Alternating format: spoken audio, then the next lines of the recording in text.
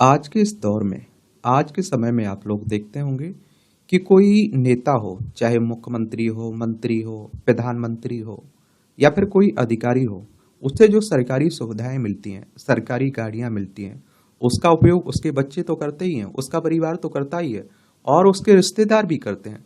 और उसका जो खर्चा रहता है वो सरकारी खर्चे में शामिल कर लिया जाता है। आप सोच सकते हैं कि हमारे देश में एक प्रधानमंत्री ऐसा भी हुआ है कि जिसके बेटे ने सरकारी गाड़ी का उपयोग कर लिया तो उसने सरकारी खजाने में वो खर्चा नहीं शामिल किया, उसने अपनी जेब से उसका खर्च चुकाया।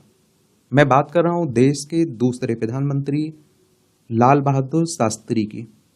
और तीसरे विदेश मंत्री रहे देश के, छठवें गृह मंत्री भी रहे, तीसरे रेल मंत्री भी रहे। 2 अक्टूबर 1904 में इनका जन्म हुआ था, 11 जनवरी 1966 में इनकी डेथ हो गई थी।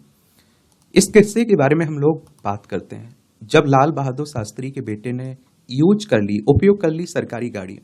यह घटना उस समय की है जब लाल बहादुर शास्त्री देश के प्रधानमंत्री थे। एक दिन प्रधानमंत्री लाल बहादुर शास्त्री के पुत्र सुनील शास्त्री रात को सरकारी गाड़ी से कहीं चले गए। देर रात वह उस गाड़ी के को से वापस लौटे तो देखा कि पिताजी अभी तक सोए नहीं है और बेचैनी में इधर उधर घूम रहे हैं। वह तुरंत शास्त्री जी के पास गए और बोले, पिताजी आप अभी तक सोए नहीं है। इस पर लाल बहादुर शास्त्री बोले, तुम इतनी रात गए सरकारी गाड़ी से कहां से आ रहे हो?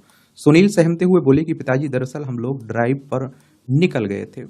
बेटी की बात सुनकर शास्त्री जी ने कहा, यदि कहीं जाना हो तो सरकारी गाड़ी ना ले जाए, घर वाली गाड़ी ले जाया करो। उनकी बात सुनकर सुनील शास्त्री सिर झुकाकर बोले, पिताजी आज से ऐसी गलती नहीं होगी, मुझे माफ कर दीजिए।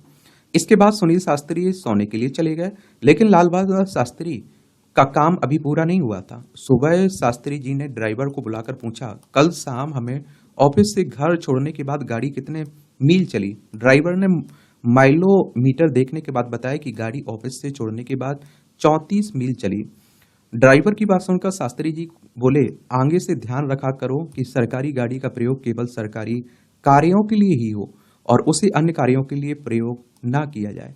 यह कहकर उन्होंने अपनी जेब से रुपए निकाले और ड्राइवर को देते हुए बोले, 34 मील चलने का जो खर्चा आया उसका पता लगाकर रुपए ट्रांसपोर्ट विभाग में जमा कर देना। ड्राइवर उनकी ईमानदारी पर हैरान सा हो कुछ पल उन्हें देखता रह गया और फिर उन्होंने उनसे पैसे लेकर चल पड़ा और उनके आदेश का पालन करने। काश हमारे देश में अन्य नेता भी शास्त्री जी की तरह ईमानदार होते तो शायद अपने देश की सूरत आज कुछ और ही होती। और आप देखिए, देश की आजादी के बाद जितने भी नेता थे उस समय सब ईमानदार थे और देश के लिए कर गुजरने की उनके में चाहत थी, वो कर्तव्य अपने समझते थे। तब आप देखिए कि जब हम लोग आजाद हुए तो हजारों समस्याएं खड़ी हुई थी।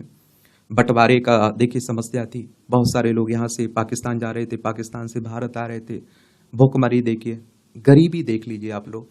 पढ़े लिखे लोग नहीं थे उस समय, निरक्षरता थी, साक्षरता नहीं थी और हिंदू मुस्लिम का खेल चल रहा था देश में। लेकिन आप देखिए, उन सभी समस्याओं का अगर समाधान हुआ तो लाल बहादुर शास्त्री जैसे नेता उस समय थे। समझ रहे हैं आप लोग? आज के नेता होते तो आप देखिए पता ना कुछ करते, उस समय ही कई देश के कई टुकड़े हो जाते। ये हकीकत बात है। आप देखिए, अंग्रेजों को लगा था कि ये भारत तो कई टुकड़ों में बढ़ जाएगा, लेकिन हमारे देश के सरदार वल्लभ भाई पटेल को देखिए, उन्होंने सभी रियासतों को एक किया, जो जैसे माना वैसे किया। कोई अगर प्यार से माना तो प्यार से शामिल कर लिया और जो आप देखते हैं कि अच्छे से नहीं माना उसके लिए बुरा रास्ता भी, आप देखिए गुस्सा वाला रास्ता, जबरदस्ती वाला रास्ता भी अपना लिया। समझ रहे हैं आप लोग? हैदराबाद को देख लीजिए, जूनागढ़ को देख लीजिए, यानी कि प्यार से पुटे आते थे। सरदार वल्लभ भाई पटेल, देश के पहले गृह मंत्री, देश के पहले उप प्रधानमंत्री। और कहते हैं कि एक कहावत है बड़ी, गन्ना लेकर जाते थे, एक कहावत है, किस्सा है एक तरह से। गन्ना लेकर जाते थे देसी रियासतों के पास और पहले प्यार से कहते थे कि ये चूस सकते हैं आप, मीठे के तौर पर खा सकते हैं, और अगर मीठे के तौर पर नहीं खाना है तो डंडे के रूप में इसका इस्तेमाल किया जा सकता है। तो इस तरह से आप देखते हैं कि हमारा देश आजाद हुआ और एक आज तक बना हुआ है। अब सोच सकते हैं आप लोग कि उस समय का जो बनाया हुआ संविधान आज हम लोग उपयोग कर पा रहे हैं, कितने दूरदर्शी रहे होंगे। तो समझ सकते हैं हमारे देश के नेताओं के बारे में, और उस समय के जितने भी नेता थे सभी का योगदान है इस देश को बनाने में। और उसी तरह के नेता हमें चाहिए, आज भी जरूरत है उसी तरह के नेताओं की।